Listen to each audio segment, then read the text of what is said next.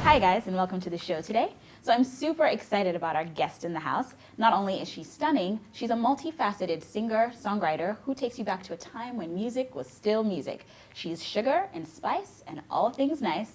Please welcome Temi Dollface. Hi, Temi Dollface. Hello, that was a very nice introduction. Thank you. Did you like Too that? kind. Like Yes, that? very nice, very nice. Sugar and spice and all things nice. Yeah. Thank you. I wore pink because of you today. You look very, very nice in Thank pink. Very you. pretty in pink. Thank you. You always look so girly and fun. So I do decided to- androgynous as well, but this is lovely. So let's talk a little bit about your name, Temi Dollface. Temi Dollface. Where did that come from? And not from me, I'll have you know. I used to go to flea markets quite a bit in London, and there were always street style photographers walking about trying to take a picture.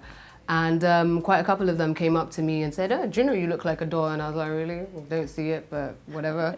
At the time I was part of a band, I was fronting a band, and I mentioned it to one of the band members, and at our next gig he just introduced me as Temi Dollface, and it just stuck from there. So Nice. that was where it came from. Did you actually play with dolls growing up, or? I did, yes I did. I mean, yeah, loads of dolls. I had some really ugly ones as well, with only one strand of hair, but yes. Oh dear. Okay. So what is your real name?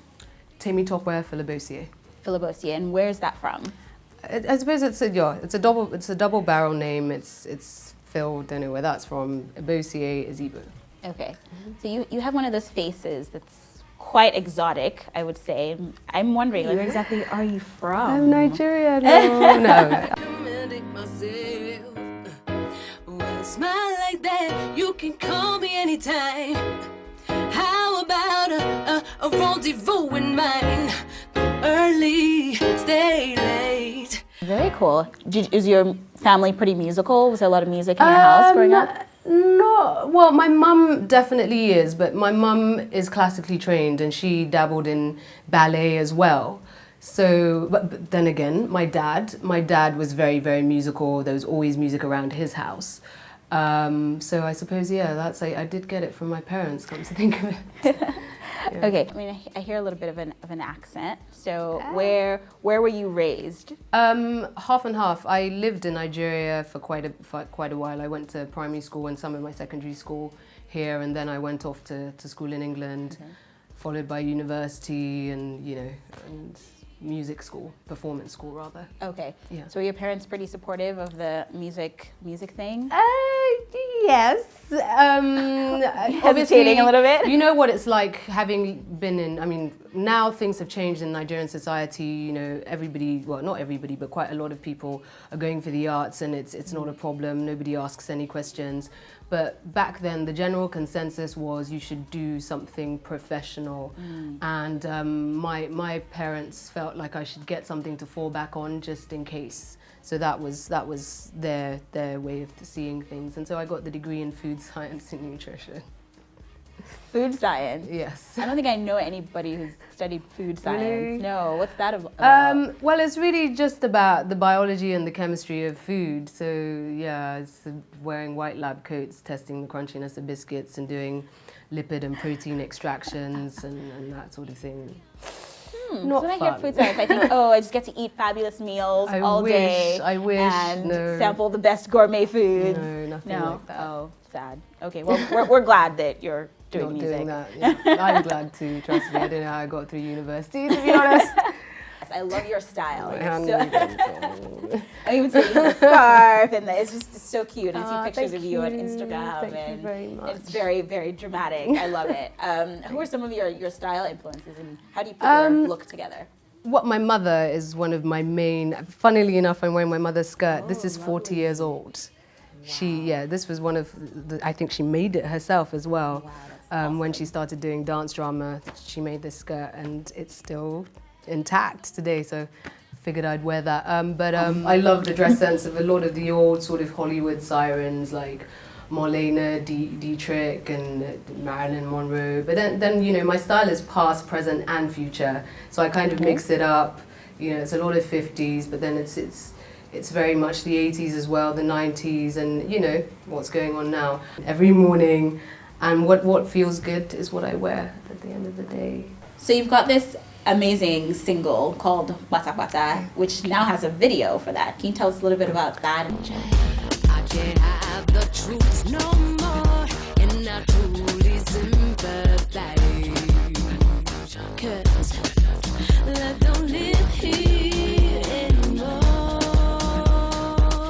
But we can go on pretending like baby it's alright. See baby it's alright. See baby it's alright. Yeah. We can go on pretending like baby it's alright. See baby it's alright. See baby it's alright. But it's over. See baby it's alright. See baby it's alright. The video for me, you know how we live in times of like ostentatious consumption, like people are always trying to sell you things that will change your life, products that change your life. And I also thought about the 50s because there's always an element of the past in what I do. And in the 50s, when you know women were sold products, they were sold them with the promise of sort of giving them more time, you know, halving their housework. Exactly. So that they'd have more time to do their hair and paint their nails to look good for their husband so they could keep them. Yeah. And I thought I wanted to turn that on its head. So I looked at it from a completely different angle and sort of did a parody on that. The line of products that could change your life, could cut that man out of your life. And that's kind of where myself and the director decided to go with that. And I think it's turned out well. It's so cool and so different. Thank It's very you. unique. So I would like to know the guy that inspired Kwata Kwata. It's about heartbreak and it's a really sad song, but I need to hear about that guy who broke your heart. It wasn't about heartbreak, at least not for me. Okay.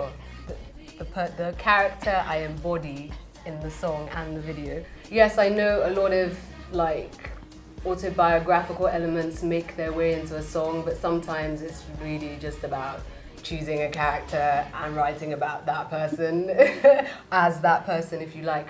But with Bata Bata, what I'm really saying is I've emotionally checked out of a relationship and I've been keeping up this pretense, you know, to spare the feelings of my other half. But there's only so long you can do that for. So, you know, the first verse starts out with me saying, are you really happy here? Like, this isn't working out, but you still want to go along with this. And then eventually I'm like, okay, can't do this anymore, because, you know, it eventually comes to the surface, and that's what Bata Bata is really about. So not heartbreak for me. We can go on pretending like baby it's alright. Yeah. See baby it's alright. Yeah. See baby it's alright. We can go on pretending like baby it's alright. I said hey baby it's alright. Hey baby it's alright. It's over. Oh, So a note to all the guys out there, if they break your heart, they will somehow find their way into a song. perhaps? No, I'm not. I leave that for Taylor Swift, actually.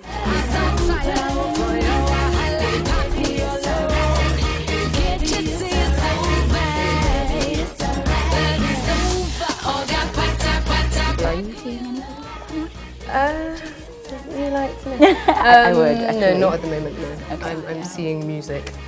Matt, I Singing like that. sounds. So let's just have some fun now. Take me through what you do backstage right before you go on stage. I have a major panic for a show. attack every single time before I go on stage. Are you serious? Yeah, given. No You way. do not want to be around me before I go on stage, because I'm just like, oh my God, what the hell? Why did I choose to do this? What's wrong with me? And I want to run away. And then I get on stage, sing the first note, and then I'm at home. Everybody could be naked for all I care. It's weird. Yeah, Really? Yes. It's hard to believe that you're shy. Oh my gosh, like you can't believe, painfully so. But stage is where I'm most comfortable. But before I go on there, it's almost like I forget every time.